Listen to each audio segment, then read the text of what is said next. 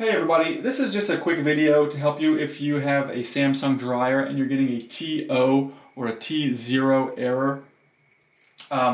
So a TO or T0 error is the dryer is telling you that the sensors that tell what temperature inside the dryer is are broken or are malfunctioning. So this is pretty much to fix this, you're pretty much going to need to call out for service. But one thing you can always try to do before needing to do that is to just do a hard reset on the machine, which would be turning it off and cutting power to it completely, either by unplugging it from the wall or by turning it off at the circuit breaker if it's hardwired, and leaving it unplugged for a full minute before plugging it back in, and see if the error goes away and doesn't come back.